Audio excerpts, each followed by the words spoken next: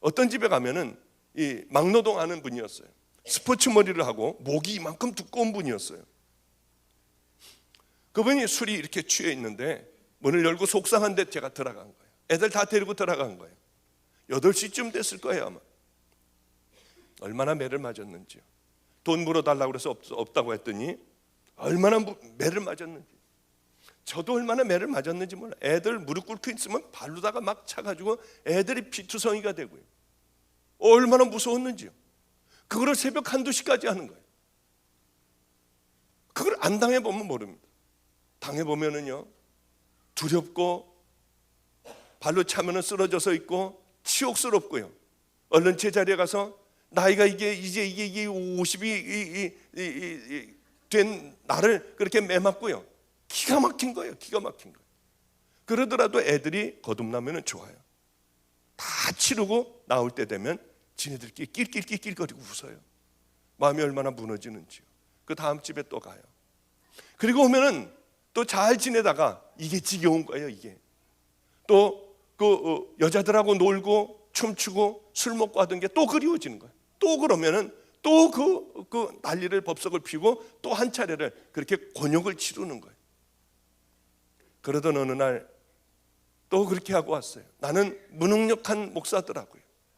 아무것도 할 줄 모르는 목사예요. 애들 하나 거듭나게 못하는 목사예요. 교인들도 하나도 없어요. 도대체 하나님께서 날 왜 불러셨는지. 그 많은 세월들 아무리 해도 교인들은 하나도 없었어요. 그러던 어느 날 아이들은 또 그렇게 하고 돌아왔습니다. 쇠파이프 하나를 준비를 해놨어요. 저는 애들에게 욕하거나 뭐 때리거나 그런 적이 없어요. 뭐 그런 성격이 아니에요. 그래서 이제 그 쇠파이프를 하나를 갖고 있다가 또 다시 다 돌아온 아이에게 하나에게 엎드려 뻗치라고 그랬더니 장난인 줄 알고요. 뭐 제가 때리거나 소리 지르거나 했어야죠. 저 때리시려고요? 한번 때려보시죠. 뭐 때려보시죠. 자, 이렇게 하고 애가 장난인 줄 알고 그렇게 했습니다. 내가 너희들을 아무리 가르쳐도 도둑질 또 하고 도무지 거듭나지 않으니 이건 내가 맞아야 된다. 그러니까 한 번에 때려야 하는데 9대를 때리다가 10대째 슬슬 때리면은 다시 때리게 하겠다. 다 터지고 이건 다 끝나버린다. 그러니까 나를 때리지 않을 아이는 지금 나가라. 다시는 내 눈앞에 나타나지 말고 내 그 약속은 지킬 거다. 애들은 저를 울면서 때렸어요. 다시는 안 그런다고 하면서 때렸어요. 슬슬 때리면 다시 때리게 했고요. 2명한테 맞고는 더 이상은 못 맞겠더라고요.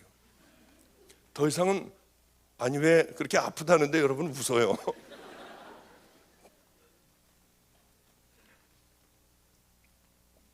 있는 힘을 다해서 쇠파이프로 휘둘르는데 젊은 애들이 휘둘르는데요. 2번째 아이에게 맞고는 주님 이제 더 이상 못 맞겠어요. 어떻게 하면 되겠어요? 3번째 아이였어요. 3번째 아이는 안 때리겠다고 했어요. 한 번만 용서해 달라고 했어요. 그 아이는 나이가 좀 어린 아이였습니다. 죽어도 못 때리겠대요. 한 번만 용서해 주면 이제 다시는 안 그런대요. 때린 아이는 이렇게 땅바닥에 앉아서 울고 있었어요. 다들. 이게 아니야 때려야 해. 근데 얘는요 옆으로 이렇게 이 넓적다리 있는데 이쪽 히프 있는 데를 때리는 게 아니라 잘못했어요 하고 자기도 이렇게 왜 웃으세요? 잘못했어요 하고 이렇게 들면서 있는 힘을 다해서 내리친다는 게 미안해서 이게 세게는 세게 하고 제가 소리를 들으니까 때리긴 때려야 하는데 때리는데 이 허리 척추 밑에 꼬랑지 뼈 있는 데 가서 맞았어요. 근데 저도요 애들에게 제가 무너지면 우리 집 애들은 다 무너져 버려요. 제가 그렇기 때문에 무너질 수는 없어요. 언제 어디서도 제가 무너지면 뭐 다 끝나는 거 아니겠습니까? 우리 집 애들 다 무너지잖아요. 그 어디서나 어떤 형편에서도 저는 아픈 척을 하거나 아니면 그런 척을 안 해요. 당당하게 어디서도 깡패 애들 앞에서도 제가 당당하게 항상 맞섰어요. 그러다 매도 많이 맞았지만요. 근데 이것을 딱 맞는 순간에 저도 모르게 굴르고 있더라고요. 땅바닥에서. 그리고 짐승 소리를 내고 있었어요. 막 소리를 내고 있었어요. 제가 아마 아파본 것 중에 평생에 그렇게 아파본 것은 없을 거예요. 그래 지금도 허리를 사실은 잘 못 써요. 지금도 아주 이번 미국 집회가 특별하게 아주 굉장히 아파요. 제가 늘 핫팩을 갖고 다니고 이렇게 했거든요. 그런데 중국에서 10시간씩 하루에 10시간씩 말씀을 전하고 그렇게 하다가 보니까 아주 상태가 안 좋은데 저를 차로 이렇게 여기 데려다주고 이렇게 하는 분의 차를 타보니까 너무 따뜻했어요. 어쩌면 그렇게 따뜻하고 뜨거울 정도로 따뜻했는지요. 그래서 어제도 내리면서 제가 여기서 내리기가 싫으네요. 그랬더니 왜 그러시냐요. 그래서 그 얘기는 아마 제가 잘 안 했을 거예요. 정말 내리기가 싫을 정도로 따뜻했어요. 제 차에 보면은 특별하게 제작한 이렇게 핫백이 있습니다. 등어리서부터 이렇게 밑바닥까지 뜨거워서 남들은 앉아서 운전을 못해요. 여름에도 저는 그거가 있어야 돼요. 마가이 다락방에도 제 의자에도 전기 그것이 있고요. 제 방에도 그것이 있고요. 교회는 특별히 또 따로 만든 이 척추 있는 그 밑에 쪽이 딱 닿을 수 있도록 아주 특별하게 만든 그런 핫팩이 어디든지 제가 가는 곳마다 다 있어요. 왜냐하면 그렇게 많은 세월이 지났지만 지금도 역시 허리를 잘 못 써요. 거의 그렇게 못 써요. 특별히 날씨가 궂은 날 같으면은 어떤 탕 속에 들어가서 움직이지 않으면은 참 하루를 힘들게 보내게 됩니다. 그래도 얼마나 감사한지요. 그런데 그러고 나서 다시 이제 일어나서 맞는데요. 애들이 막 울었어요. 막 다 울었어요. 그런데 그 다음에 또 맞는데요. 놀랍게도 하나도 안 아픈 거예요. 그냥 이 털썩털썩 하는 느낌만 있지 애들이 그렇게 때리는데 울면서 때리고요. 막 소리 지르면서 때리고요.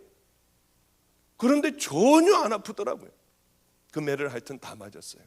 약속한 그 아이들의 매를 전부 맞았어요. 덕분에 엎드려서 한 달 정도 이렇게 살았지만요. 얼마나 감사한지. 너무 하나님 앞에 감사했어요. 그 이후로 지금서부터요. 그 이후로 지금까지 한 번도 애들은 도둑질한 적이 없어요. 얼마나 감사한지요. 애들하고 얘기를 했어요. 너희들은 왜 나를 때리고 변화됐니? 아니 말도 안 되잖아. 너희들이 왜 나를 때리고 그렇게 도둑질을 안 하기 시작했니? 새벽마다 애들이 울었어요. 새벽마다요. 왜 그랬니? 세상이 다 거짓말인 줄 알았대. 우리 부모도 그렇고 우리 주변에 있는 형제도 그렇고 다 거짓말인 줄 알았대. 그랬는데 저하고 살면서 자기하고는 상관도 없고 피도 섞이지 않았는데 자기를 위해서 맞는 사람은 처음이었대요. 쓰러져서 소리를 지르고요. 막 이상한 소리를 내면서 눈에 초점이 안 맞아 그렇게 굴르고 있는 저를 봤대요. 그리고 일어나서 다시 맞더래요. 그리고는 한 달 동안 움직이지도 못하고 그러고 있는 저를 봤대요. 그러면서 그래 그렇구나. 나도 세상에서 나도 사랑받는구나. 그것을 깨달았대요. 우리 애들이 이제 큰 애가 있어요. 지금 대학교 다들 대학 다녀요 이제. 근데 그 중에 한 애가 요즘에 와서 하는 얘기가 있어요. 와서 제가 몸이 아프고 그러면 애들은 울어요. 제 발을 이렇게 주물러 주면서 우리 목사님 나으셔야 하는데 하면서 그때 얘기를 얘가 한번 했어요. 우리 태균이라는 아이.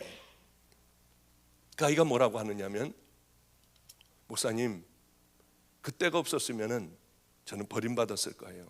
왜?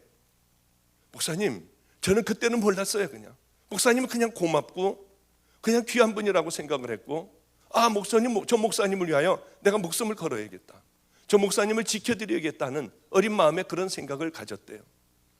그랬는데 요즘 목사님 생각해 보면요, 예수님이 우리를 위하여 채찍도 맞으시고 십자가에 달려 돌아가시고요, 모진 고난, 모진 어려움 다 겪었는데 목사님을 보면서 그 옛날을 목사님을 생각하면서 우리들은 거듭났대요. 그런데 이거는 하나님의 아들이신 그분이 십자가에 달리셨다는 거예요. 그런데 왜 그걸 보고 우리는 거듭나지 못하냐? 왜 그걸 보면서도 우리는 새로워지지 못하는지 모르겠다고요. 그러면서 그 아이가 바로 얼마 전에 고난주간을 맞아서 그런 얘기를 저에게 해줬어요. 그 얼마나 참 감사했는지요. 그런 어려운 가운데 사는데도 여전히 힘든 거예요. 먹을 것도 별로 없고요. 우리는 교육자 회의라고 있습니다. 목사님들이 한 달에 한 번씩 모여서 밥을 먹어요. 회의도 하고요. 감리교회는 그렇습니다. 그랬는데 밥을 이틀간이나 굶었어요. 금식하고 굶는 거는 다릅니다. 그래, 내일이면 이제 교육자 회의야. 가면 시큼 먹어야지. 그 밤에 잠이 안 와요. 먹을 걸 생각하면 좋아가지고. 그러면은 상하고 상 사이에 가서 앉자. 그리고 이쪽에서 반찬을, 저쪽에서 반찬으로 먼저 잔뜩 배불린 다음에 그 다음에 우린 돌솥밥을 평안지방에서는 늘 먹었습니다. 돌솥을 여기다가 따로 놓고 물을 부어놓고 그거 밥을 먹으면 정말 맛있을 거야. 그리고 그렇게 생각을 하고요. 정말로 제일 먼저 식당에 가서 의자 상하고 상 사이에 가가지고 딱 적당히 앉아가지고요. 그리고 기도하는 척하고 있는 거예요. 왜냐하면 기도 안 하면 저쪽으로 가라고 하면 또 이쪽 가가지고 먹고 할 수 없으니까 기도하는 척을 하고 있는 거예요.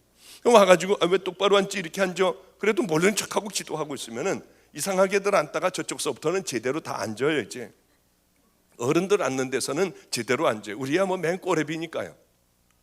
그리고 이제 천천히 양쪽 반찬을 왔다 갔다 하면서 아무도 눈치 못하게 그 천천히 먹어요. 그 밥을 따로 놓고 이제 물을 부어 놓고요. 그리고 한 숟갈을 밥을 척 하고 집어넣으면은요.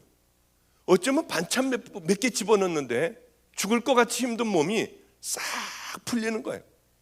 밥을 한 숟갈을 딱 따먹고 몇 번 씹지도 못하고 그냥 꿀떡 생기면은 이만한 게 일로 쭉 들어가는 게 얼마나 감사한지. 아버지 감사, 주님 감사, 주님 감사 하면서 이제 그걸 먹는 거예요. 그리고 두 번째 이제 또 먹고 본격적으로 먹으려고 하다가 보면은 집에서 굶고 있는 애들이 생각이 나요. 도저히 양심상 못 먹겠는 거예요. 그래서 먹으려고 그러다가 숟갈을 내려놓고요. 그냥 있으면 왜 안 먹어? 요즘 얼굴이 왜 그래? 왜 이렇게 누래? 그러면은 그냥 속이 안 좋아서 그래요. 그리고 이제 있으면은 등치가 큰 목사님이 계세요. 그 목사님이 넌쩍 갔다가 그 밥을 자기한테다 이렇게 덜어놓는 거예요. 얼마나 속이 상하는지. 나는 언제까지 이렇게 살아야 하나 참 속상한 마음으로 왔어요. 그런 날들이 참 많았습니다. 그런데 이상하게 어떤 생각이 들기 시작을 하냐면은 이제 고난이 거의 끝나간다고 하는 생각이 저도 모르게 드는 거예요. 이제는 거의 끝나간다. 그런데 제가 심장이 아팠다고 했지 않습니까? 하나님이 고쳐줬다고 했잖아요. 그런데 마지막 고난이 이제 제게 몰아닥치기 시작을 했어요. 우리는 감리교회는 목사 안수를 받으려면은 뭐가 있어야 하느냐면 건강진단서 딱 정해준 국가 그 기관이나 뭐 이런 데서 건강진단을 받아야 돼요. 근데 이상하게 몸이 죽어가기 시작을 했어요.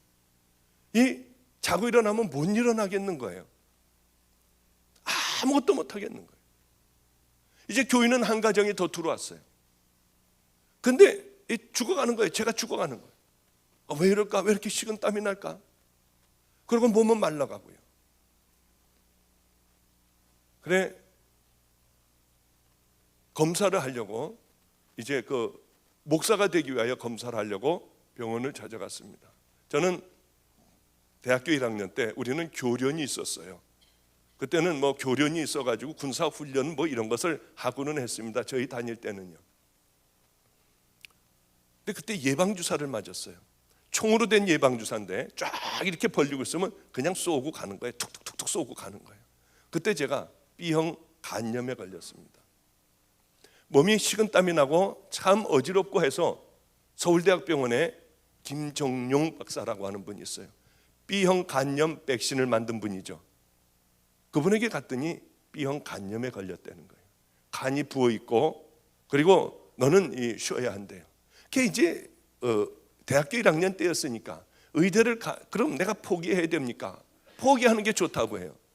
그래도 저는 그냥 공부를 했어요. 잊어버리고 저는 그냥 하여튼 겨우겨우 유지해 가면서 왔어요. 하나님을 만나고 저는 하나님이 다 치유해 주신 줄 알았어요. 심장을 치유해 주신 하나님이 간은 치유 안 하셨겠어요? B형 간염을요. 병원에, 그러나 그 고생을 하다가 병원에 갔을 때는 청천벽력 같은 제게 진단을 내렸어요. 간경화 말기였어요. 참 얼마나 충격이었는지요.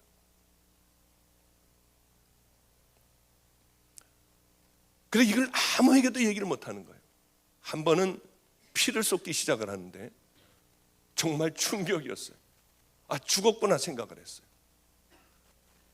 간이 딱딱해져 있지 않습니까? 간에는 피가 많이 들어가는데 딱딱해지니까 간으로 들어갈 피가 혈관 있는 데서 마치 고무풍선에다가 물을 잔뜩 집어넣고 있는 것과 같은 거예요. 한번 터지면은, 약한 곳에서 한번 터지면은 걷잡을 수 없는 거예요. 그런데 저는 살아났어요.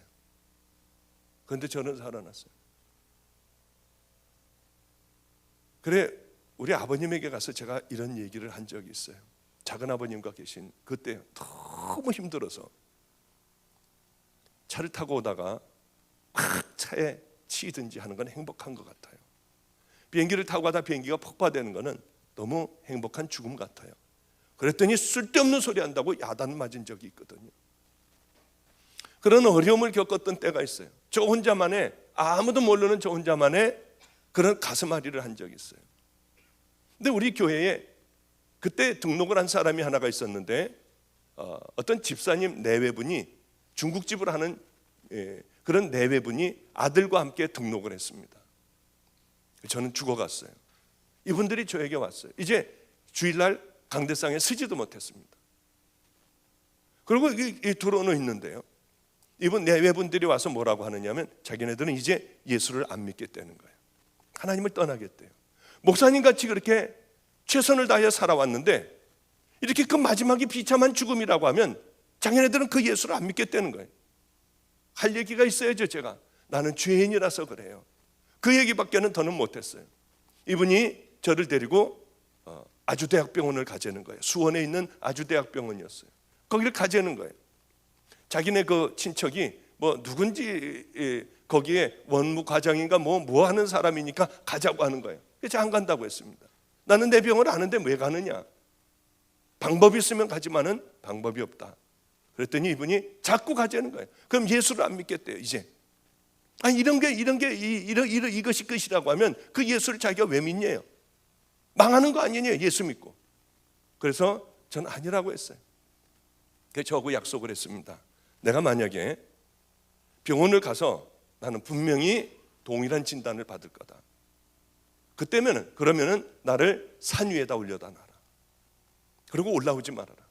내가 기도하다가 안 되면 기도하다 죽는 거고, 기도하다가 하나님께서 날 살려주시면 내 걸음으로 난 내려올 거다. 약속을 했어요. 그 병원을 갔습니다. 이 청소부가 청소를 하고 있더군요. 얼마나 부러웠는지요. 저 사람은 아프지 않을 거 아니야. 밤에 고통스럽지 않을 거 아니야. 죽음에 대한, 물론 천국에 가지만 아직 가보지 않은 그 나라에 대한, 미지에 대한 막연한 두려움도 있고요. 그리고 나는 하나님께서 나를 여기까지 쓰시려고 부르셨나? 아무것도 해놓은 것도 없고 별로 해놓은 것도 없는데요. 제 차례가 돼서 들어갔습니다. 이런저런 얘기를 했어요. 검사를 먼저 하래요. 다니면서 피검사도 하고 뭣도 하고 하는데 쓰러질 것 같더라고요. 그래서 제가 검사를 못 받겠다고 했어요. 간호사에게 그랬더니 다시 의사에게 저를 데리고 가는데, 가면서 제가 나는 이제 마지막이구나. 저 의사를 복음을 전해야겠다. 하나님, 믿지 않는 사람이면 복음을 전하게 해주세요. 그 사람 앞에 갔어요. 왜 안 했냐? 제가 힘들어서 못하겠다. 그리고 복음 먼저 전하기 시작했어요. 심장병을 하나님은 나를 치료해 주셨는데 예수 믿더라고요. 횡설수설하는 거죠. 그러니까 그런 얘기 하지 마시고 지금 왜 어떠고 왜 여태까지 놔두고 뭐 지금 어느 상태인데 왜 이렇게 놔뒀니? 하여튼 저는 복음만을 얘기했어요. 믿질 않고 미친 사람 취급을 하더라고요. 그래서 영어로 얘기 시작을 했습니다. 나는 의사였다고요. 그리고 의학 용어를 전부 써가면서 나는 사실 이랬다. 이분이 깜짝 놀라서 저를 쳐다봐요. 그럼 지금 뭘 하고 있느냐? 왜 여태까지 병원을 안 갔냐? 저는 목사입니다. 그래서 버려진 아이들과 이만큼 뭐가 고민이에요? 제일 힘든 부분이 뭐고 당신을 여기까지 오게 한 게 뭐냐요?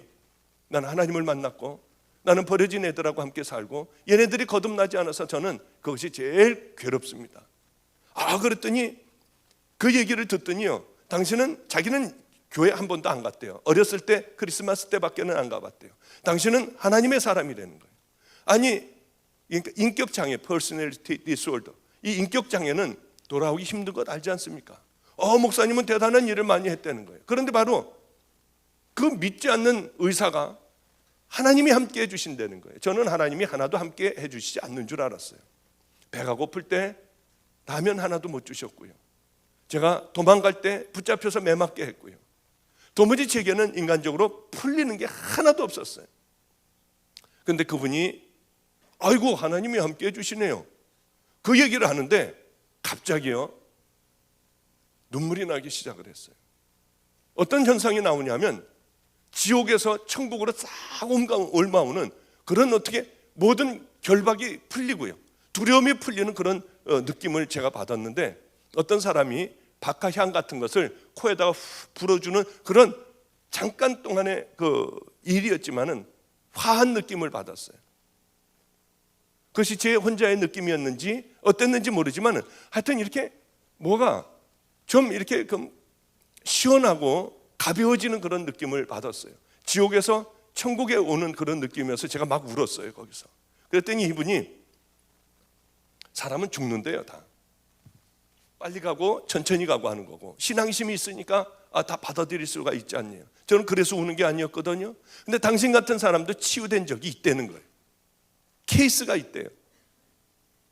그러면서 뭐라고 하느냐면 힘드니까 그러면 초음파서부터 먼저 하고 그 다음에 내시경하고 그건 먼저 한번 보자는 거예요. 그래서 저는 초음파실로다가 끌려갔습니다. 그런데 그렇게 막 기쁨이 막 오더라고요. 이렇게 주님에 대한 확신이 오는 거예요. 그게 초음파실에 들어넣었어요. 그게 이제 찍찍 뭘 바르고 한참을 이렇게 배를 불려라, 뭐 옆으로 해라, 뭐 해라 하면서 저는 제 병을 알기 때문에 엉망진창이죠. 제가 그 의사한테 여자 의사였습니다. 여자 의사한테 그렇게 얘기했더니 여자 의사가 뭐 어디 아프셨어요? 그러고 묻더라고요. 얼마나 충격이었는지요. 제가 간이 아파서 왔습니다. 그랬더니 한의사한테 진맥하셨죠? 그러더라고요. 그러니까 진맥하고 당신 지금 이 간이 아프다고 해가지고 온 거 아니냐요. 간경화라고 하고 온 거 아니냐요. 얼마나 충격이었는지. 깨끗하대요. 얼마나 충격이었는지. 저는 그 하나님을 2번이나 만났어요.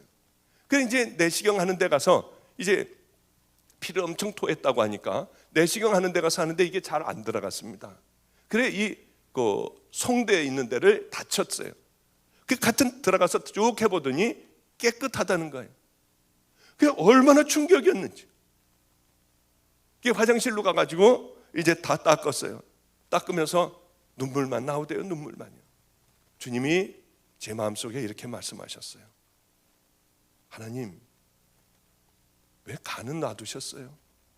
왜 지금 치유하여 주셨어요? 주님은 이렇게 말씀하셨어요. 너는 내가 심장을 고쳐준 지 13년이라는 세월이 흘렀다. 자, 이제는 너는 그 사랑을 거의 잊혀졌지 않니? 정말 예배도 엉터리로 드리고요. 이제 그 하나님을 희미하게 잊혀져 갔어요. 내가 너를 사랑했기에 간을 다시 놔뒀다. 자, 이제 너는 다시 나를 바라보고 남은 삶을 나를 바라봐라. 너를 사랑해서 다시 치유하였다. 얼마나 이게 놔둔 게요, 제게 저주인 줄 알았어요. 저는요, 이게 하나님께서 저를 사랑해서 놔둔 선물인지를 몰랐어요. 13년이라는 세월이 흘러 이제 주님을 만났던 그 감격도 어느 정도 사라질 때였고 이제 매너리즘에 빠져서 다 그냥 그렇게 살아가던 그때였어요. 하나님 저를 사랑하셔서 다시 그것을 남겨놨던 그것을 잊어버릴 때쯤에서 다시 치유해 주셨어요. 얼마나 감사했는지요. 그래 로비로 나갔어요. 이 두 분들은 말도 못하는 거예요. 저에게 어떻게 판정이 났고 뭐가 됐나. 우리 우리 교회, 방주교회, 제가 여기 인천으로 오니까 이 모든 중국집도 다 닫아버리고요, 무조건 다 인천으로 따라온 분이에요. 이 아들은 우리 교회에서 지금도 드러머로 드럼을 쳐요. 근데 이분이 저는 나가가지고 주님 앞에 이제 드리려고 하니까 돈도 없더라고요. 다 이제 돈도 한 푼도 없더라고요. 주님 앞에 내 의사도 다 버리고 찢어버리고 할 수 있는 그것을 드릴 그것도 없는 거예요. 아무것도 없는 빌 털털이더라고요. 주님에게 뭘 드려야 하는데요. 너무 감사하고 기뻐서 사랑하는 사람에게 여러분 뭐든지 다 주고 싶지 않아요? 다 드리고 싶은데 아무것도 없는 거예요. 그래서 제가 세수하면서 울면서, 주님, 저는 이제 드릴 것도 아무것도 없어요. 드릴 거라고는 이 몸뚱이 하나밖에 없어요. 주님, 이 몸을 드릴게요. 그리고 저는 부끄러움을 많이 타는데 전도는 하여튼 많이 해봤어요. 나가서 로비에 나가서 소리 지르기 시작을 했어요. 여러분, 예수 믿으라고 미친 사람같이 소리를 질렀어요. 막 한참을 소리 질렀는데 소리가 나와야죠. 여러분, 예수 믿으세요. 막 쥐어짜듯이 소리를 질렀어요. 여기저기 다니면서 막 소리를 질렀어요. 약국 있는 데서 약 타려고 하는 사람들이요, 자기 차례를 기다리고 있는 그 사람들이요, 번호인지 뭔지 하여튼 모르지만 그걸 기다리고 있는 사람들에게 가서 예수 믿으라고 그랬어요. 예수 믿으세요, 예수 믿으세요. 그 두 분들은 제가 미친 줄 알았대요. 제가 정신 나간 줄 알았대요. 그분들은 저를 보고 믿음을 가져요. 하나님은 이런 분이구나 하고 고개를 끄덕거려요. 나중에 얼마나 그분들이 회개했는지 모르는데요, 저런 저주를 받는다면 난 예수 안 믿는다고 했어요. 이제 우리 교회 안 다니겠다고 했어요. 그것이 하나님의 사랑인 줄 지금은 다들 알고 있어요. 이제 고생이 거의 끝나간다고 생각을 했습니다. 어느 날 100만 원이라는 돈이 들어왔어요. 이런 일은 있을 수도 없어요. 야, 이제 100만 원을 애들하고 손을 붙잡고 막 좋아했어요. 야, 이제 이 100만 원어치 라면을 사가지고 교회에다가 잔뜩 싸놓고 우리 좀 마음껏 먹어보자. 애들하고 얼마나 좋아했는지 몰라요. 그런데 전화가 왔습니다. 우리 감리교회 관작교회라고 있어요. 그 교회에서 전화가 왔어요. 목사님, 큰일 났어요. 우리 교회가 태풍으로 무너졌대요.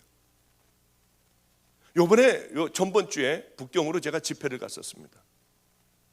그런데 거기 장로님이 한 분이 와 계셨는데, 그 장로님이 바로 거기서 이 대패일도 하고 목소리를 잘 하시는 분이기 때문에 그때 그 현장에 있었대요. 그래서 제가 100만 원이 하필이면 이때 왜 전화를 해? 그러고 이제 할 수 없어가지고 한쪽에는 70만 원을 넣고 한쪽엔 30만 원을 넣고요, 오른쪽엔 70만 원 넣고 왼쪽엔 30만 원을 넣고 갔어요. 웬만하면 30만 원만 주고 오자. 그리고 이제 갔어요. 이게 헷갈릴까봐 힘센 쪽에는 70, 왼손에는 30, 이래가면서 하여튼 운전을 하면서 갔어요.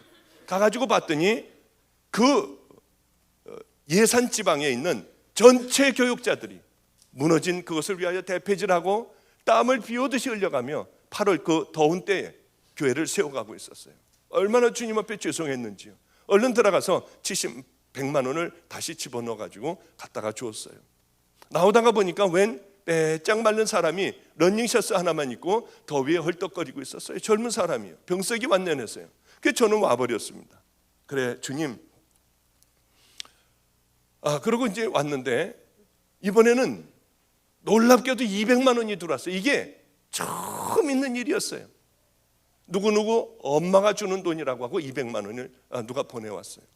그런데 그 보내와서 이제는 설마 이거 쓸 일은 없겠지 그러고 있는데 또 전화가 왔습니다. 그 관작교회에서 전화가 왔어요. 우리 감리교회예요. 예산에 있는요. 이제 다 완성이 됐으니까 목사님 오셔서 설교를 해달래요. 제가 왜 거기 갈 필요가 뭐가 있어요? 내가 돈을 냈으니까 설교를 하나요? 그렇지 않았어요. 그냥 안 가겠다고 했습니다. 그리고 나오다가 보니까 물어보지 말아야 하는 걸 또 물어봤어요. 나오다가 보니까 어떤 젊은이, 병색이 도는 젊은이가 있었는데 그 사람 누구야? 모건대학원의 대학원생이래요. 그런데 당뇨병이 있다는 거예요. 교인이 하나도 없대요. 결정적인 얘기를 했어요. 학비가 없어서 이번에 쉬기로 했대요. 학비가 얼마인데? 200만 원이래요. 그래서 이제 제가 그러면 나는 집어넣지 말고 누구누구 엄마를 가서 기도해달라고 하고 내가 온라인으로 당신에게 돈을 줄 테니 직접 전해줘라. 나는 빼라. 그리고 온라인으로 돈을 보내줬어요. 이번에 저번 주에 제가 거기에 장로님, 그 지방에 장로님 있는 북경에 갔어요. 장로님이 얘기를 해주는데 충격이었어요. 바로 그때에 아버님이 돌아가셨답니다. 돌아가셨는데 돈이 하나도 없어서 장례를 치를 수가 없었대요. 그럼 멀거니 앉아 있었대요. 시신을 놔두고요. 아무것도 없으니까요. 그랬는데 누가 200만 원을 갖고 왔더래요. 이건 저번 주에 들은 겁니다. 북경 가서요. 그 장로님에게 들었어요. 그래서 그것으로 장례를 먼저 치르고 들어온 부조 가지고 학교를 다시 다니기 시작했다고 하는 얘기를 들었어요. 주님 앞에 얼마나 감사했는지요. 주님께서 여기 와서 그 많은 세월이 지난 후에 여기 와서 또 듣게 하시는구나. 그리고 또 얼마나 있었어요. 그래도 우리는 굶었어요. 그러고 있는데 겨울이었습니다. 누가 문을 노크를 했어요. 어렸을 때 저희 어머님이 아버지가 아주 가난한 교회에서 목회를 하셨으니까 피아노를 가르치셨습니다. 그런데 그 피아노를 배우러는 은행장의 딸이 있었어요. 저하고 나이가 그저 한두 살 정도 저보다 아래죠. 걔를 보면은 쟤는 여왕 같고 저는 조언 같았어요. 그렇게 생각을 했어요. 감히 쟤한테 말 한마디 붙일 수 없는 나는 그런 사람이라고 생각을 했어요. 초등학교 4학년 때요. 그리고 고등학교 때도 보면은 걔는 공부를 잘하는 아이였고 저는 공부도 별로 못하는 아이였어요. 늘 걔를 보면은 높이 보이고 저는 낯이 보였어요.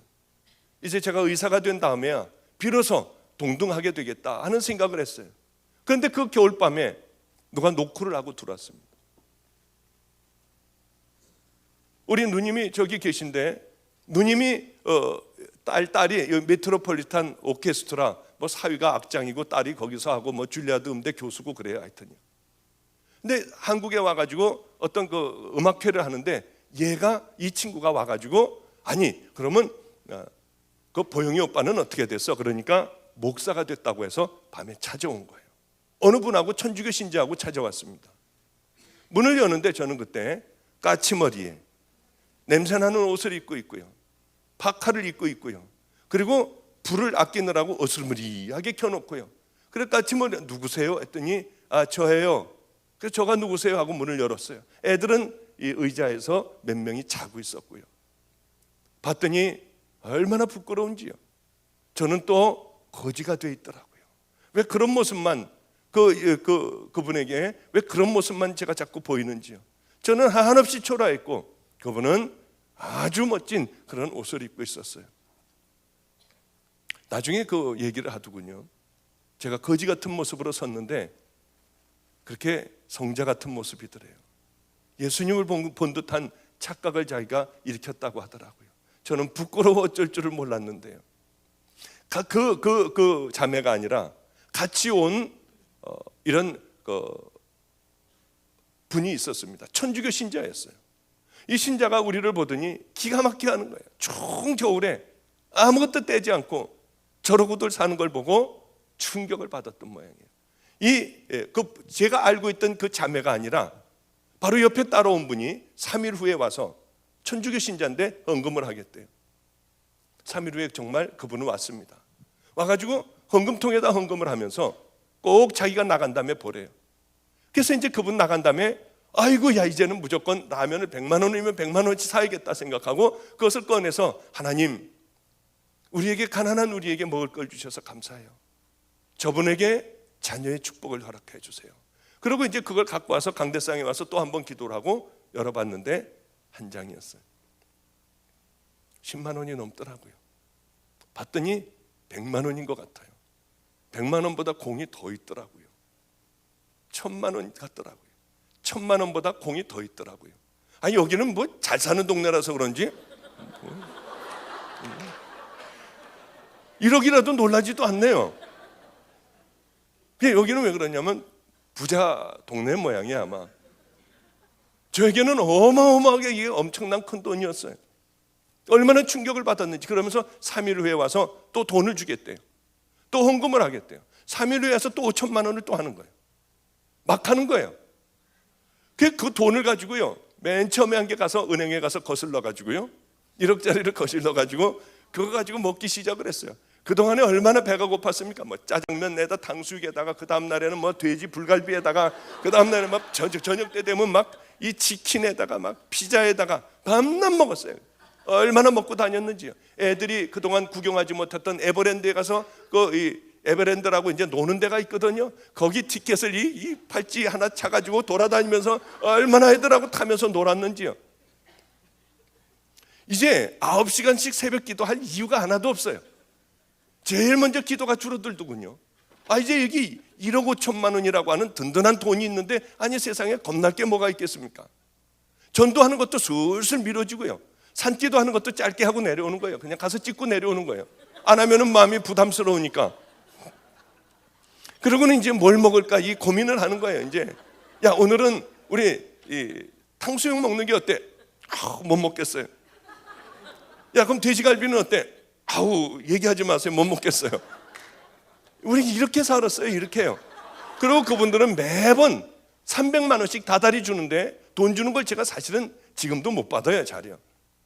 그래, 이분이 그걸 알고 오렌지 주스 그 2개 다 그곳에 밑에다가 300만 원을 집어넣고 오렌지 주스를 그 위에다 넣어줘요. 이 얼마나 감사한지요. 제가 그분에게 당신을 간증해도 되겠냐고 물어봤더니, 목사님 필요하면 간증하셔도 돼요. 그래서 제가 그분은 간증을 해요. 그분은 누구냐면은 부천이라는 데가 있습니다. 인천 옆에 부천이라는 데가 있어요. 부천에 원미동이라는 데가 있는데, 거기에 조마루 길이라고 있습니다. 조마루 길이요. 거기에 조마루 뼈다구 해장국집이 있고, 하나는 청기와 뼈다구 해장국집이 나란히 둘이 그렇게 이렇게 서로들 경쟁 관계에 있는 그 두 집이 있습니다. 그런데 거기에 청기와 뼈다구 해장국집의 사장님이에요. 그분이 그렇게 하시는 거예요. 그러니 이거 갖고 실컷 먹고 놀고 하다가 보니까, 가만히 어느 날 생각을 해보니까 돈은 이미 제가 버렸던 거예요. 그런데 다시 또 제가 돈을 붙잡고 있더라고요. 그걸 하나님보다 더 중요하게 생각하고 있더라고요.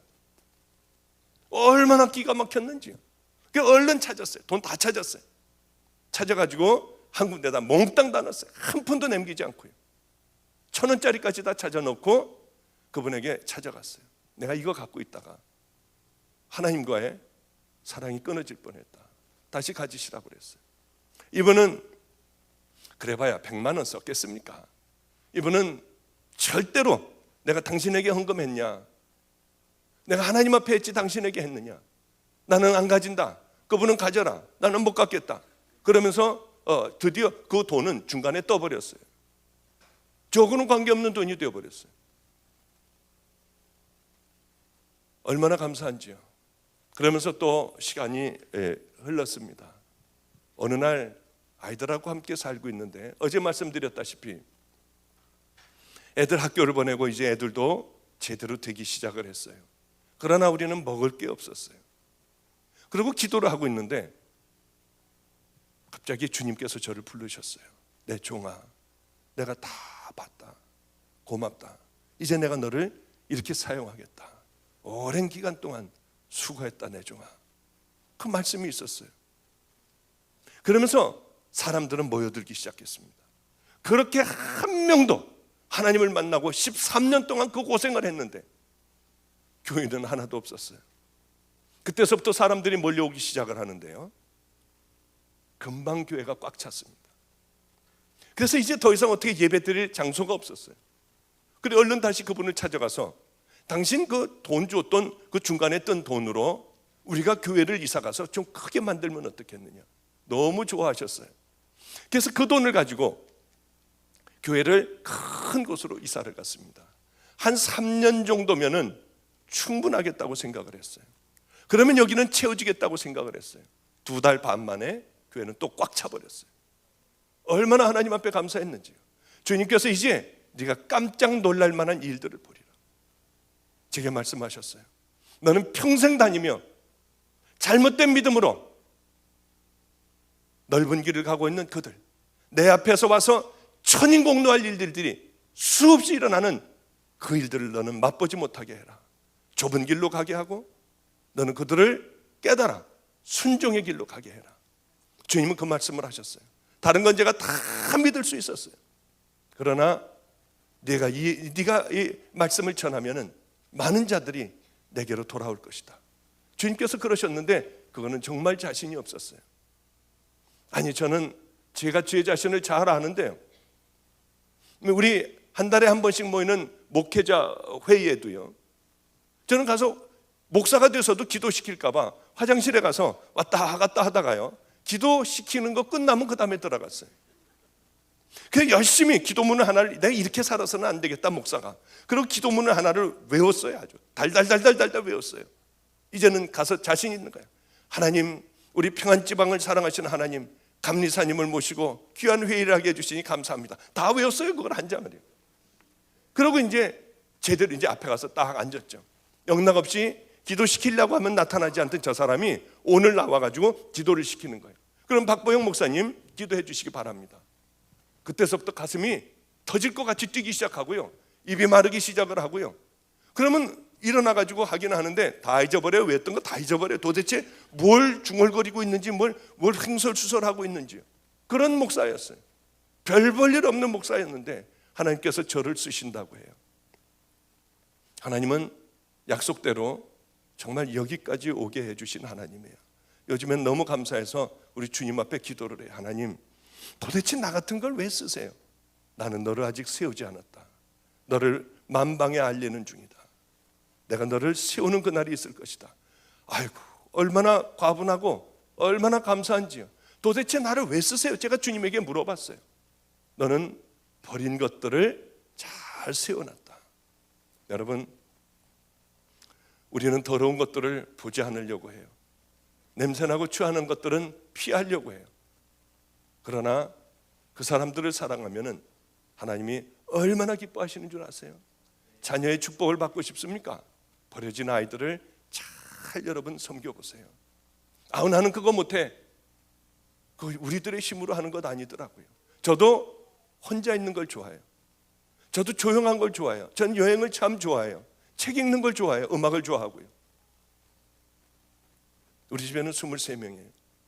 아파트에서 살아요. 아까도 말씀드렸지만은 잠깐 아까 밥 먹으면서 식사하면서 얘기했잖아요. 3명씩 나가야 돼요. 아파트에서 몇 번을 쫓겨날 뻔했어요. 3명은 저쪽 나가서 기다리고 3명은 저쪽 나가서 기다리고, 그러면서 나가서 다 싫어와요. 집에 들어올 때도 여기서 여기 저기 떨어뜨려 주면서, 그러면서 우리는 돌아와요. 아침 시간 되면 난리가 나요. 밥을 한번 22명이 먹는다고 생각을 해보세요. 어떤 일들이 벌어지나요? 아침에 일어나서 화장실을 쓰는 것 3시 한 반이면 다 일어나요. 유치원생까지요. 그렇지 않으면 큰일 나는 거예요. 학교도 못 가요. 새벽 기도도 못 가고요. 그런데 얼마나 감사한지요. 이 참 힘든 때도 참 많았어요. 여러분, 그런데 하나님께서는 우리를 다 지켜보세요. 머리털까지 세심받으셨어요. 그런데 사람들은 나 혼자 있고 사람들이 안 보면은 아무도 우리를 들여다보지 않는 줄 알아요. 하나님은 네가 왜 그런 말을 하는지, 너는 왜 그런 행동을 하는지, 네가 지금 뭘 하려고 하는지 하나님은 다 아세요. 왜 그걸 하려고 하는지요, 그 이유까지도 하나님은 다 아세요. 하나님은 우리들에게 말씀도 안 하시고 아무리 더러운 짓을 해도 벌을 안 주시니 하나님은 우리에게 아무것도 못한다고 생각을 하고 우리는 살아가요. 그러나 죄는 쌓이게 됩니다. 언젠가 이것이 대낮같이 밝혀지는 그날이 있어요. 죄의 무게를 이기지 못해서 성수대교가 무너지고 삼풍백화점이 무너지듯이 무너지는 그날이 있어요. 어느 누구도 하나님의 심판대 앞에서 그 심판을 피할 수 있는 사람은 아무도 없어요. 주님은 뭘 가지고 심판하시겠다고 했나요? 너희들이 어떻게 살아왔느냐? 너희들이 과연 내 자녀면은 너희들이 자녀답게 살아왔니? 아니면 더럽고 추악하게 너희들만 먹으며 너희들만 배부르며 어떻게 살아왔느냐?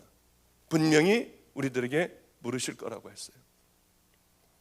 여러분, 빛과 소금의 삶을 사는 것은 엄청난 희생을 요구하는 게 아니에요. 천국 가는 믿음의 자녀들의 그 삶은 어마어마한 삶을 살아서 가는 것이 아니에요. 내가 할 수 있는 작은 것들을 하는 거예요. 내가 도울 수 있는 작은 것들을 하는 거예요. 예수님의 마음을 가지고 정말 사랑을 가지고 하는 거예요. 그럼 우리 주님은 그것만 가지고도 여러분들 사랑하세요. 그것만 가지고도 여러분들 정말 칭찬하세요. 저는 우리 아이들이 하나하나 변화되어 가는 모습이 얼마나 감사한지 몰라요. 정말로 고마워요. 우리 아이 중에 그렇게 미국을 오고 싶어하는 아이가 하나가 있습니다. 얘는 그래서 지금도 저하고 대화도 다 영어로 해요. 되지도 않는 영어로 그렇게 해요. 뭘 하면은 막 이렇게 하는 것까지도 해가지고 뭐 하라고 이렇게까지 하면서 죽어라고 영어 공부를 하고 있는 우리 태균이라고 하는 애가 있습니다. 그러니까 이제 수능 시험을 보게 됐어요. 우리 애들은 얼마나 많이 먹는지요? 둘이서 라면 12개를 끓여서 먹어요. 그런데 그거 가지고 그게 다가 아니고요. 저는 사람의 위가 도대체 얼마만큼 들어가나 알지 못해요. 나머지 라면은 부셔서 먹는 거예요. 그런데 이 아이가 수능 시험을 보게 됐습니다. 대학을 가게 됐어요. 얼마나 기쁜지요. 우리 집사님이 얘 많이 먹는 거 아시죠? 하니까 우리 집사님이 이만한 찬압에다가 잔뜩 싸놨어요. 그리고 거기에 뭐 스니커즈라고 하는 초콜릿, 뭐 이래 또 커피, 뭐 이거 타 먹는 그것까지 전부 다 해가지고 하여튼 과일까지 깎아가지고 한 찬압을 이만큼을 해줬어요. 얘 시험 보러 들어갈 때 얼마나 참 우스운지요. 세상에 소풍을 가는 건지 뭐 하는 건지 그 큰 걸 갖고 들어가는 거예요. 그런데 이 목요일 날이었습니다. 수능 시험을 보는 날이었는데 얘가 오지를 않는 거예요. 끝나자마자 나한테 얘기를 해라. 왜냐하면 내가 얼마나 애타겠니? 7시가 돼도 안 오고 8시가 돼도 안 오는 거예요. 9시가 다 돼갈 무렵에 애가 초췌해가지고 왔어요. 야, 시험 망했냐? 괜찮아. 내년 또 있으니까 괜찮아. 아니에요, 목사님. 이 찬압을 12시가 돼서 이제 얼른 점심을 먹으려고 이제 풀렀대요. 시험 잘 보고 풀렀대요. 점심시간에 봤더니 너무 맛있게 보이더라는 거예요. 색색까지로 전부 싸놨는데 침이 그렇게 넘어가더래요. 먹으려고 하다가 노숙자들 갖다 줘야겠다. 이건 내가 도저히 못 먹겠다 해가지고 다시 한 개도 집어먹지 않고 다시 싸고 그 자리에 앉아가지고 그냥 다음 시간까지 기다렸대요. 왜 저녁 6시에 끝나지 않습니까? 수능 시험이요. 그러니까 하루 종일 굶은 거예요. 그리고 그걸 가지고 노숙자에게 갖고 갔대요. 우리 애들은 노숙자들하고 얼마나 친한지요. 얘네가 시험을 본다든가 무슨 일이 있으면 노숙자들끼리 돈을 걷어요. 그래서 몇만 원을 봉투에 넣어서 애들에게 줘요. 가져가서 형님들 저 시험 잘 봤어요. 그리고 같이 나눠서 뭐 이렇게 나눠 먹었다고 해요. 양아치 같은 애였어요. 정말 세상에 별 볼 일 없는 아이였어요. 십자가를 만나니 아이들이 이렇게 거듭나더라고요. 길거리 가다가 신발 벗은 사람이 있으면 자기 신발을 벗어주고 학교를 그대로 벗은 채로 가요. 맨발로 가요. 맨발로 전철을 타고 맨발로 돌아와요. 얼마나 감사한지. 그래 여러분, 귀한 아이들이 늘 저녁 때만 되면 노숙자들에게 가서요. 지금도 가서 다들 이렇게 나눠주고 그분들 형님이라고 하고요. 형님하고 그분들하고 함께 목욕도 가고 이렇게 해요. 나가서 노동 해가지고 그저 한 5만 5천 원, 6만 원 받으면은 6천 원을 그 소개비로 띄고 한 5만 4천 원 정도를 받아요. 그럼 그걸 가지고 노숙자들하고 함께 살아요. 이렇게 섬기는 그걸 볼 때 얼마나 하나님 앞에 감사한지요. 아까도 우리 잠깐 얘기했지만은 12월 24일 날, 요전 24일 날 우리의 가장 귀한 것들을 노숙자들에게 주기로 했어요. 저도 예쁜 포장하고요. 우리 애들도 다 예쁜 포장을 했어요. 한 아이는 제일 아끼는 따뜻한 파카 털옷을 드라이 클리닝을 해서 그걸 집어넣고요. 우리 맨 마지막에는 정말 그 자동차 전동차로 가는 거, 전기로 가는 거, 그걸 넣었다가 다시 뺐다가 넣었다가 뺐다가 하면서 결국은 그것까지 다 갖다가 노숙자들에게 찬양을 하면서 나눠줬던 기억이 나요. 잠깐 얘기를 아까도 모임 가운데 했어요. 야, 애들이, 어른 애들은 그렇게 용돈을 주지 못하지만은 어린 아이들은 500원씩 학교 갔다 오면서 뭘 사 먹게 해요. 다른 아이들 다 사 먹는데 얘네는 사탕 하나라도 빨고 와야지. 다들 먹고 오는데 그냥 오는 건 그렇잖아요. 그럴 때마다 동전을 하나를 더 줘요. 네 친구 중에 가난한 친구가 있으면은 네 사탕과 똑같은 걸 하나를 사서 주고 와라. 이제 애들은 자기의 귀한 것들을 남에게 나눠줄 줄 아는 애들이 됐어요. 얼마나 안성에서 힘들었는지, 정말 힘든 일들이 얼마나 많았는지 몰라요. 생일 같은 건 제가 차려 먹어본 적도 없고요. 생일 때 아마 매맞지 않으면 굶고 있었을 거예요. 그 많은 13년의 세월들이. 그런데 어느 날 그렇게 해서 이제 교인들도 좀 오게 됐어요. 그래, 우리는 새벽기도 다 나옵니다. 그래 이제 그날도 애들이 다 남의 집에 가서 잔다고 하고 새벽기도를 이제 주일날 이제 제가 아침에 일어나서 쭉 도는데 한 명도 안 나오는 거예요. 이럴 리가 없거든요. 우리 애들도 안 나오는 거예요. 남의 집에, 집사님네 집에 가서 자면서요. 얼마나 실망을 했는지요. 교회를 보니까 불이 꺼져 있어서 불을 켜고 문을 열고 들어갔어요. 제 속을 제일 썩이는 여자의 고등학교 2학년짜리가 있었습니다. 그 아이가 머리가 길고 찬양을 참 잘하는 애예요. 교회 불이 켜지자마자, 교회 문을 열고 들어가자마자 이 아이는 거기 숨어 있다가 제 생일인지도 몰랐어요. 촛불을 켜고 당신은 사랑받기 위해 태어난 사람을 노래를 불러주는데 얼마나 눈물이 났는지요. 밤새 거기 숨어 있었어요. 그 케이크를 저를 주려고요. 그 마음이 얼마나 감사했는지요. 이 불을 킴과 동시에 교회 내에는 전체가 풍선으로, 발 디딜 틈이 없이 풍선으로 장식되어 있었어요. 앞을 바라보는 순간에 숨이 얼마나 막혔는지요. 저를 미숫가루를 타주던 이빨 빠진 할아버지가 이렇게 목사님 생신을 축하합니다. 우리 전교인이, 얼마 되지 않는 전교인이 그것을 강대상에서 하나씩 붙잡고 있었어요.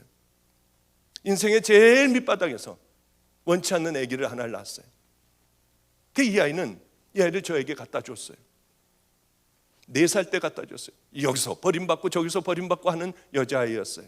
이 아이의 이름은 내화. 너는 이 세상에서 끝난 인생이다. 내새의 꽃이나 되거라. 그래서 내화라는 이름을 가지고 있는 아이였어요. 저는 우리 집에 오자마자 수빈이라는 이름을 지어줬죠. 우리 수빈이도 그것을 붙들고 있었고요. 저와 함께 병원에 갔던 그 조집사님, 이 창훈이 아빠, 창훈이 엄마, 전부 다들 아주대학병원에 갔던 그분들도 다 그걸 들고 있었어요. 그리고는 당신은 사랑받기 위해 태어난 사람을 불러주는데 얼마나 눈물이 났던지. 정말 우느라고 못 올라갔어요. 겨우 눈물을 참고 그 다음에 제가 올라갔습니다. 그래서 이렇게 얘기했어요. 여러분, 이 사랑을 우리 서로들 평생 잊지 말자고요. 저는 여러분들이 따귀를 때려도 평생 여러분들 위하여 기도할 거라고 했어요. 눈을 감으면 누가 있었는지 순서까지 다 기억이 나요. 틈나는 대로 그분들을 위해서 기도하죠. 그리고 그분들을 다 데려다주고 안성 천이 흐르는 그 새벽 기도를 끝나고 거기에 차를 세웠습니다. 혼자 밖에 나갔어요. 해는 벌써 높이 떴더군요. 얼마나 행복한 목사인지요. 세상에서 저같이 행복한 목사가 없었어요. 하나님께서 이제 저를 크게 쓰시고 어디로 무엇을 해주신다고 해서 저는 그게 제가 행복한 이유가 아니었어요. 교인들이 저에게 생일을 차려줘서 그게 제게 행복한 이유가 하나도 아니었어요. 물론 행복하기도 했지만 제가 행복했던 이유는 딱 한 가지예요. 하나님이 날 사랑하시는 것이요. 그것이 너무 감사하더라고요. 나를 그냥 놔뒀더라면 도대체 나는 지금쯤 어떻게 됐을까? 아마 분명히 땅속에 묻혀 있을 거예요. 그리고 영원한 지옥에 가 있을 거예요. 그런데 하나님은 저를 사랑하셨어요. 여러분, 자녀를 위한 기도가 얼마나 중요한 줄 아세요? 여러분의 남편이나 믿지 않는 아내를 위하여 기도하는 것 얼마나 중요한 줄 아세요? 결국은 하나님께서 불러 써주시더라고요. 실망하지 말고 여러분 열심히 기도하세요. 하나님은 나를 왜 배고프게 했을까? 이제는 배고픈 사람 있으면은요, 제가 집을 빼서 다 나눠줘 버려요. 하나님은 왜 나를 그렇게 아프게 했을까? 우리 교회에 간암과 후도함이 있다고 했잖아요. 그 사람 붙잡으면 저는 항상 방언으로 기도해요. 하나님, 이 암을 날 주세요. 꼭 날 주셔야 돼요. 왜 그렇게 기도하느냐 하면 제가 죽음이라는 것이 얼마나 힘들고 이 죽음의 고통과 또 이 육신의 고통이 얼마나 힘든지 제가 알기 때문에 그래요. 저는 이제 경험을 해봐서 알아요. 우리 하나님을 알고 천국을 확신해요. 이분들은 두려워하더라고요. 그래, 항상 하나님 이 후도암을 꼭 절 주셔야 돼요. 목사에게 하나님 양을 사랑하라고 했잖아요. 저를 반드시 주세요. 이 가난 보고도 붙잡고 늘 그렇게 기도했어요. 그렇게 기도할 수 있었던 이유는 제가 아파봤기 때문에요. 제가 고통을 당해봤기 때문에요. 이제야 하나님을 알기 때문에요. 그래서 하나님은 나를 고생을 하게 하셨구나. 어느 날은 너무 피곤해서 이분들하고 이 후두암 환자를 붙잡고 기도하며 방언으로 하지 않고 그냥 했어요. 하나님, 나도 모르게 한 거예요. 하나님, 우리 할아버지의 후두암을 절 주세요. 절 주세요. 저는 방언으로 하고 있는 줄 알았어요. 할아버지가 갑자기 저를 밀어냈어요. 막 밀어내더니 막 뭐라고 하는 거예요. 다시는 당신 이제 목사님 기도 안 받겠대요. 어떻게 그런 기도를 할 수 있느냐. 할아버지는 돌아가셨어요. 그래도 얼마나 그 할아버지가 감사했는지요. 이렇게 내가 사랑을 받는구나. 다시는 기도 안 받겠대요. 그리고는 피해 다니셨어요. 축도가 끝나기 전에 집으로 가버리셨어요. 제가 붙잡고 또 기도할까 봐요. 나는 정말 행복한 목사구나.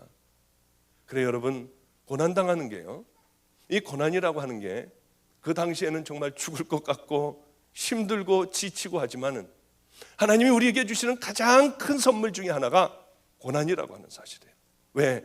그렇게 만들어 가시고 그렇게 축복해 주시기 위하여 하나님께서는 잘 다듬어 가시는구나. 노숙자를 지금도 섬기고 그분들 아무도 들어가지 않는 노숙자들만 있는 환자방이 있어요. 얼마나 더러운지요. 썩은 내가 진동을 해요. 썩어가고 있더라고요. 그곳에 가서 옷을 다 벗기고 그곳에서 다 치료해 줄 수 있는 이유는 바로 제가 하나님의 사랑을 받은 사람이고 죽음 가운데서 저를 살려주신 하나님의 은혜이기 때문에 그렇습니다.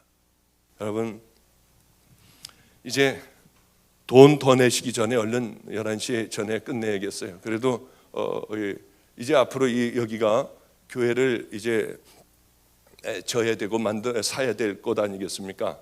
그렇기 때문에 11시 되기 전에 얼른 끝내고 저도 이번에 절대로 여기에서 이 어떤 사례비는 안 받아갈 겁니다. 절대로 안 받아갑니다. 억지로 줘도 안 받아갈 거예요. 여기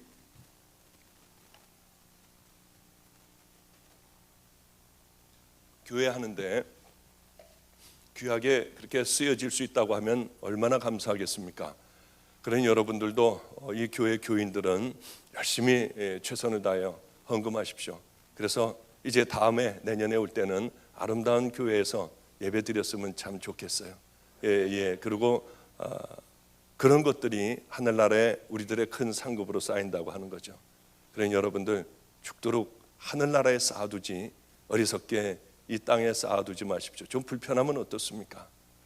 주님을 따르는 하나님의 자녀들은 하나님이 분명히 책임져 주십니다. 여러분, 세상을 이길 수 있는 꼭 그 믿음을 소유하시고요, 큰 것을 바라지 말고 적은 것서부터 하나하나 여러분들이 고칠 수 있는 그것서부터, 하나님이 싫어하시는 그것서부터 하나하나 고쳐나가며 이 다음에 만났을 때는, 또 세월이 지나간 후에는 여러분들의 믿음이 부쩍 커 있고 정말 다른 삶들을 살아가는, 다른 가치관으로 살아가는 귀한 믿음의 자녀들 되시기를 주님의 이름으로 축복합니다.